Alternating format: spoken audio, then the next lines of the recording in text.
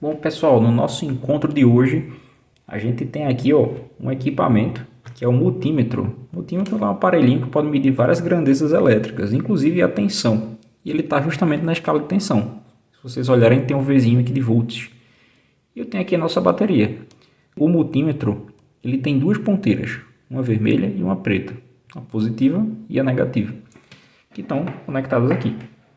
Então, se eu faço a medição aqui da minha bateria, polo positivo e polo negativo, a gente vai ver na tela do multímetro o valor de energia que tem, de tensão que tem nessa minha bateria. Então, fazendo a medição aqui, eu vejo que eu tenho lá 8,11 volts positivos. Agora, o que acontece se eu inverter aqui os terminais? Se eu mudar aqui a posição dos terminais e colocar o negativo no terminal positivo e o positivo no negativo, o valor ele fica negativo da tensão elétrica. E aí a gente começa a entender, poxa, agora a corrente elétrica no caso está fluindo no sentido contrário ao que estava fluindo antes.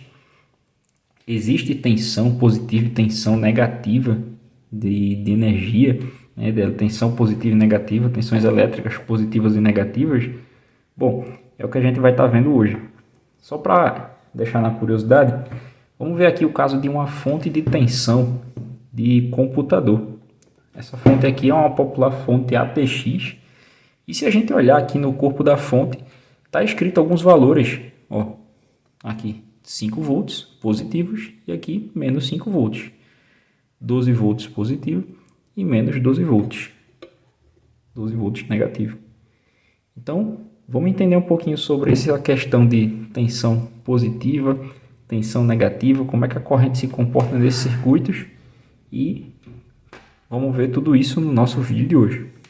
Vamos lá? Então, pessoal, tendo aqui a nossa fonte de tensão contínua, né? E já falando aqui, tensão contínua, gente, é uma tensão que ela tem um valor fixo, tem um valor constante, digamos assim, né?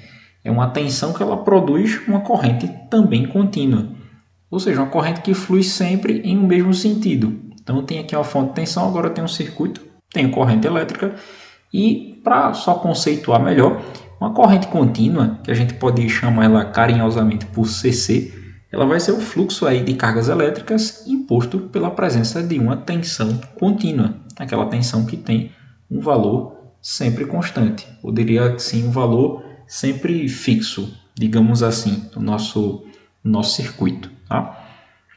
Então, igual a gente tinha lá no nosso sisteminha, né, da nossa caixa d'água, onde a gente comparava aqui os pontos A e B como os pontos terminais da nossa bateria, né, que tem aí a diferença de potencial. A corrente elétrica produzida por essa tensão contínua, ela sempre é constante. Assim como o fluxo de água, ele sempre flui em um mesmo sentido. Uma corrente de água ela flui sempre no mesmo sentido por conta dessa diferença de altura. Uma curiosidade apenas, a gente pode notar aqui, quem é que faz o papel dessa bombinha aqui para o caso de uma bateria que produz tensão e corrente contínua? Bom, quem faz o papel de bombeamento ali das cargas elétricas, digamos assim, no nosso circuito, é a reação química presente dentro da nossa bateria. Por isso que com o tempo e o uso das pilhas e baterias, elas vão se desgastando. Então, para quem lembra lá do ensino médio, né, de reações de oxirredução, né, a gente tem ali um ganho e uma perca de elétrons a partir, né, da reação ali dos materiais que estão imersos ali em um líquido que tem alguma solução que provoca essa reação aí, né, dessa ganha e perca de elétrons. Quem tem mais elétrons vai ter mais cargas negativas. Quem tem menos elétrons vai ter mais cargas positivas, estabelecendo assim uma diferença de potencial. Igual a historinha lá da pilha de limão, que produz uma tensão contínua por conta da reação elétrica que está tendo, da reação química que está tendo ali dentro, né, interagindo com aqueles materiais, com aqueles metais que estão ali. Quem quiser fazer experiência, fique à vontade. Mas aqui hoje a gente vai estar para falar que as coisas dependem muito do referencial que a gente adota.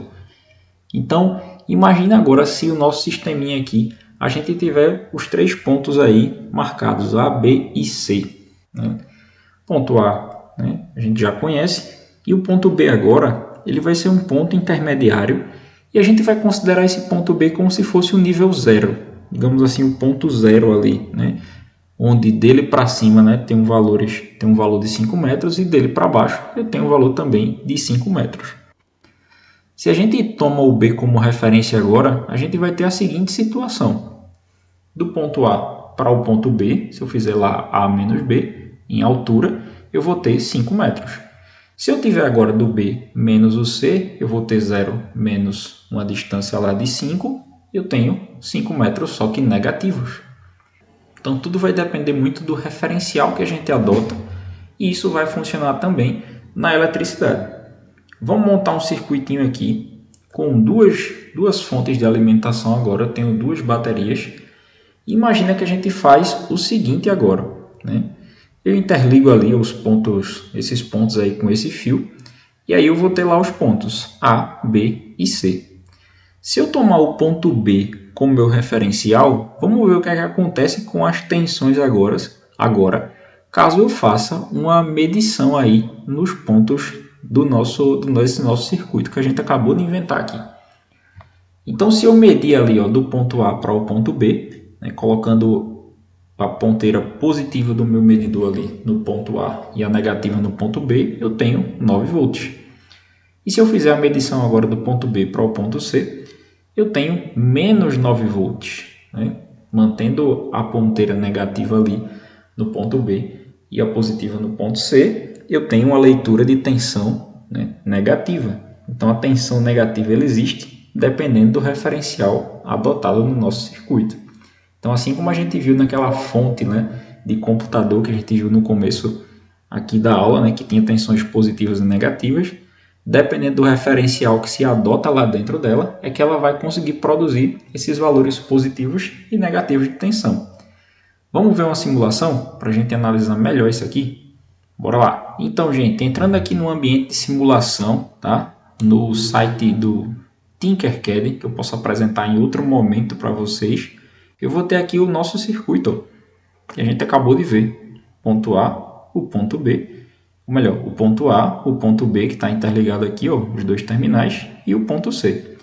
Então, se eu faço aqui uma medição, utilizando esse medidor virtual aqui, vou pegar aqui o terminal positivo e vou conectar no ponto A, e o negativo eu vou levar lá para o ponto B. Vou só mudar a cor desse terminal aqui, para a gente poder enxergar melhor.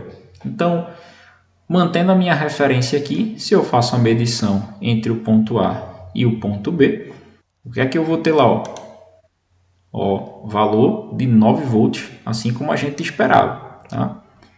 Agora, se eu paro a minha simulação, eu faço uma inversão aqui. Eu vou pegar agora esse meu terminal positivo e vou fazer a conexão dele agora lá no meu ponto C do meu circuito. Se eu faço a medição agora, eu tenho lá uma tensão de valor negativo. Percebam que eu mantive a todo tempo a minha referência aqui, que vai ser o meu terminal negativo, sempre conectado no mesmo ponto. Eu não mudei. Mudei apenas aqui, né, o terminal positivo. Mas percebam aqui, que para o meu medidor agora, a corrente agora ela faz um caminho contrário. Ela entra aqui no negativo e retorna pelo positivo do medidor, né? Sendo que da fonte permanece a mesma coisa. Então, esse conceito, né, essa questão aí da tensão positiva e tensão negativa, vai depender sempre do referencial que a gente adota. Mas aí a gente sabe que vai poder existir também. E quando a gente fizer uma medição de corrente, né, de tensão negativa, né, ela vai produzir uma corrente que flui em outro sentido diferente do sentido que a gente tinha antes.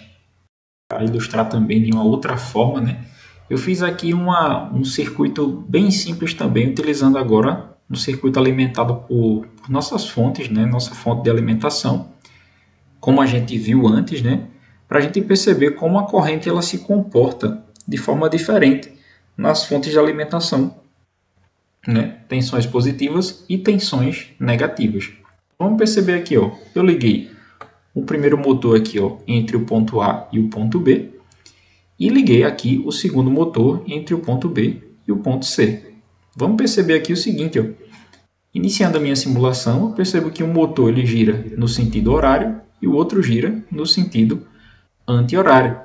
Então percebamos aqui, ó, que para o primeiro motor a corrente ela flui, né, do positivo e retorna pelo negativo, e para o segundo motor a corrente ela entra pelo terminal negativo e volta pelo terminal positivo do meu motor aqui, fazendo com que ele gire em sentido contrário. Então, correntes aí, né, produzidas que têm sentidos diferentes, né, mas que as duas produzidas aí são correntes produzidas por tensões também contínuas, constantes. Então, se na nossa simulação a gente põe aqui cria um gráfico aqui, ó, de tensão e no eixo vertical, né, e o tempo passando aqui no eixo horizontal, a gente percebe aí, ó, que eu vou ter a tensão VAB, ela é uma tensão constante de 9 volts durante o tempo, e a tensão VBC, ela também é constante, só que com valor de menos 9 volts, produzindo aí uma corrente contrária ao que a gente está acostumado normalmente a ver, mas que também existe, né? Tensões positivas e tensões negativas. Esse circuito ele se chama de uma fonte simétrica, porque ela tem simetria, tanto no lado positivo quanto no lado negativo, em relação à nossa referência. Bom, pessoal, essa foi uma iniciativa aí do canal Circuito Eletrônico. Se você tiver curiosidade e ver algum conteúdo, alguma coisa, deixa aí nos comentários. Não esqueça de deixar seu like também. Muito obrigado, né? E até o próximo. Valeu, galera!